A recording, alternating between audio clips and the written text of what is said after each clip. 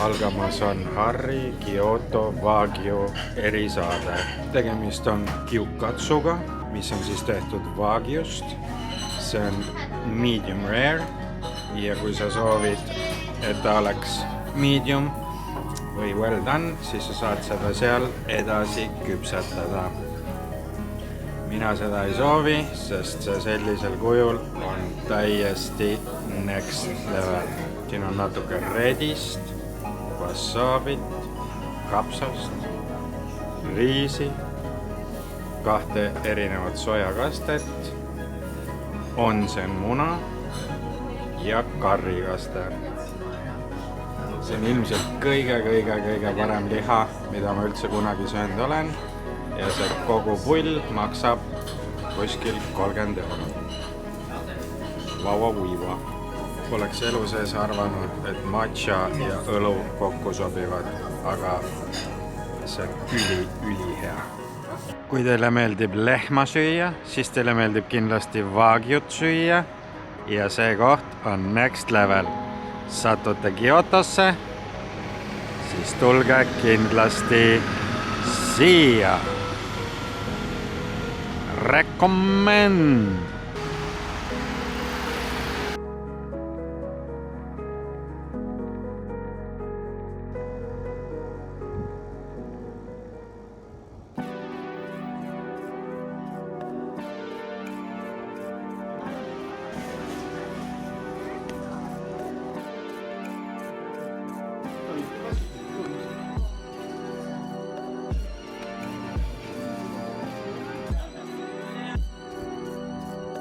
Tere tulemast Kyotosse, linna, mis oli kunagi Jaapani pealinn. Meie reisi jooksul on Kyoto linn kindlasti kõige Jaapani pärasem.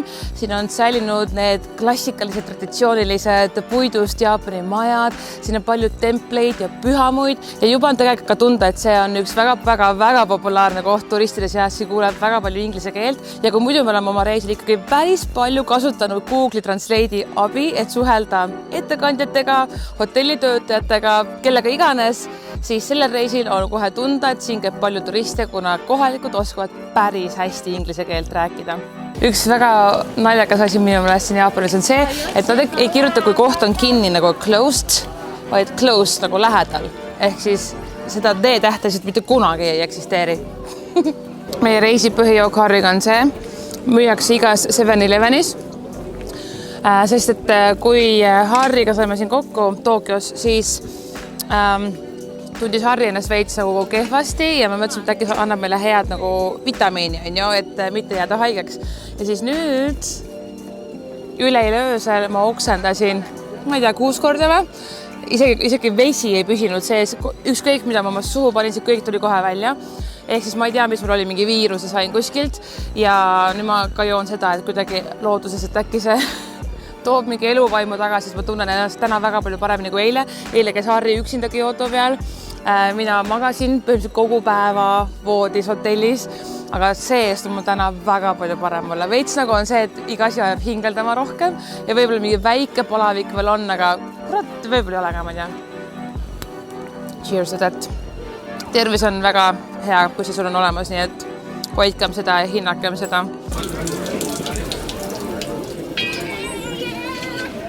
Tagantjärele mõeldes oli Kyoto meie kõige lemmikum linn, mida selle reisi jooksul külastasime. See oli tõetruu Jaapan, alustades sealsete templite ja pühamutega ning lõpetades väga rafineeritud ja meeldejäävate toiduelamustega. Nii et kui ka sina tahad Jaapanit avastada traditsioonilisel viisil, siis peaksid Kyoto kindlasti oma reisiplaanidesse mahutama. Minu selja taga te näete siis sellist turistide gängi, kes on omale rentinud kohalikud Jaapani rahvariided ehk kimonod ja siis käivad mööda linna ringi ja teevad pilte neis riietes, et see on siin väga populaarne asi, rentida need rahvariided ja kanda neid ja muidugi seda kõike jäädvustada. Kyoto on võrreldes Osaka ja Tokyoga väga palju väiksem, rahulikum ja peidab endas kõige rohkem iidset Jaapani kultuuri. Siin on vägagi hoomataval alal kõige suurem väga hea toidu kontsentratsioon ja seda nii restorani kui tänavatoidu osas. Siin on ka väga palju templeid ja pühamuid, mille suursugusust on peaaegu et võimatu sõnadesse panna, Aga on oluline meeles pidada, et kuigi templite ja pühamute juures on alati suured rahvamassid, siis külastavad neid ka paljud kohalikud elanikud, kes käivad seal palvetamas ja kelle privaatsuse soovist võiks lugu pidada.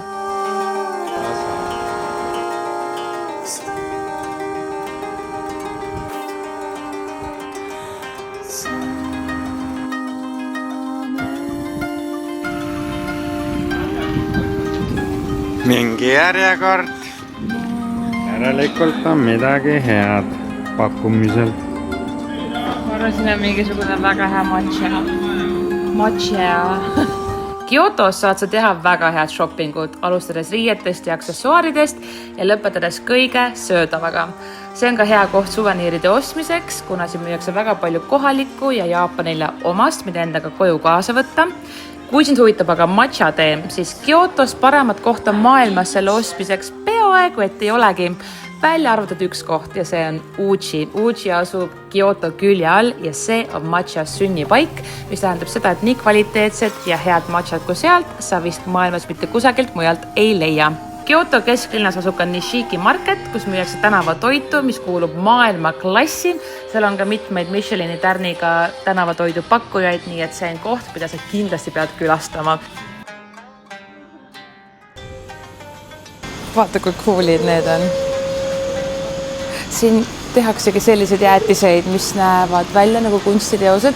See koha nimi on This is Shizen ja ma võtan ka siis midagi, kui mul on käed täiesti jääkülvad, siis õues on päris jahe, aga ma ei tulnud siia asjata, ma ikkagi tahan ära proovida selle jäätise. Oli mega hea. Mingi riisipasta minu meelest. Mitte jäätis. Sees on jäätis.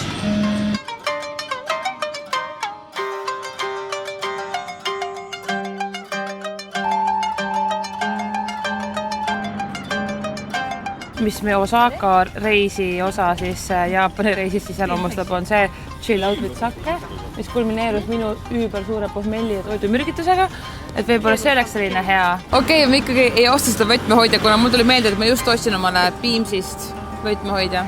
Kyoto oli kõige mõnusam koht, kus lihtsalt ringi jalutada ja mille tänavatele ära kaduda. Iga nurga peal oli midagi põnevat, arhitektuur oli kaunis ja väga omanäoline, erineb suurlinnadest nagu öö ja päev. Olgugi, et Kyotos elab pea 1,5 miljonit inimest, jätab ta oluliselt väiksema ja nunnuma mulje kui suured vennad Osaka ja Tokyo, mis oma hullu meelsuses ja tuledes äras on muidugi äärmiselt ägedad paigad, mida ma kindlasti soovitan külastada. Aga muidugi eks Jaapani mõistes jällegi ole 1,5 miljonit lihtsalt üks väike külake.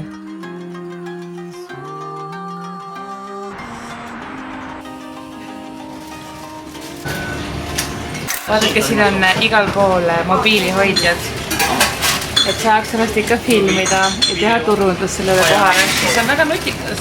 Väga nutikas.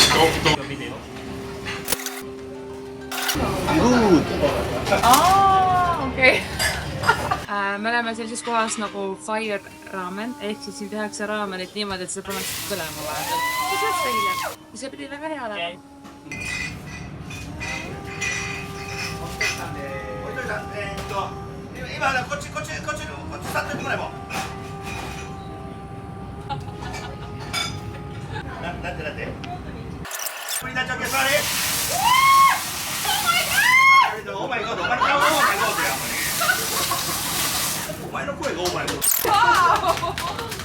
Et see mees, kes pani need asjad just nagu mingi 10 sekki tagasi põlema, on juba seal ajab mingi muid asju. See talle nagu nii suvaline iga päev, minu jaoks mingi päevatipp, et...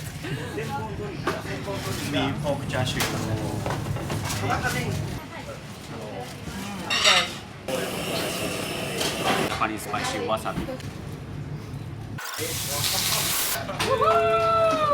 Toidu review. Veggie osa, vaatame. Need on nagu head. Ja kuidas on veggie raamen? Sa pead ikkagi sinna panema sisse nagu erinevaid maitseaineid veel lisaks, mis enamasti alati nagu laua peal olemas. Mina panin sojakastet, siis panin chiliõli ja veel chili helbet ka ja siis ta nagu läheb veel rohkem nagu maitsekamalt. Siis ikkagi ma arvan, et sellele raamenile annab selle maitse, ma usun, kes see liha on ju. Aga kui sa ei söö seda, et siis sa pead kuidagi ise nagu maitseainetega veits nagu kuidagi tasa tegema selle vahe maitses. Harri, kas sa luristad oma raamenit, sest et luristamine on siin teema? No nii nüüd. Ma ei oska luristada väga hästi. See tuli päris hästi välja. Väga hästi luristatud.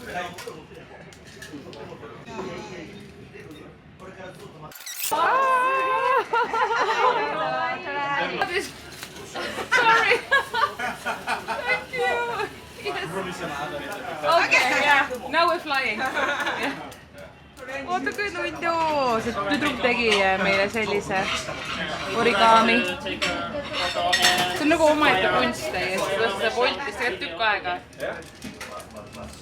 Varsti lendame Eestisse tagasi.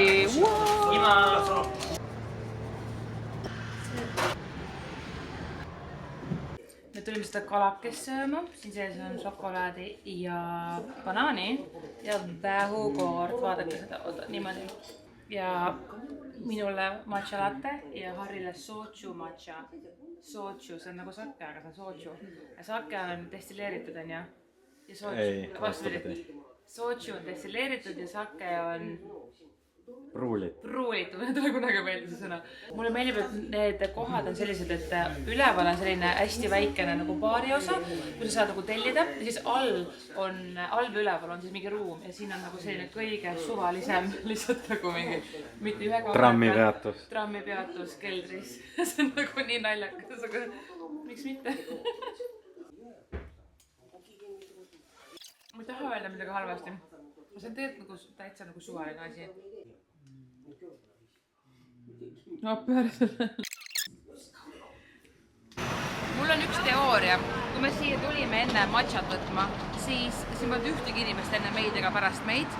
Ja nüüd, kui me ära tuleme, ühtäkki siin on selline rivi, vaadake. Ehk siis minu teooria on see, et see on see...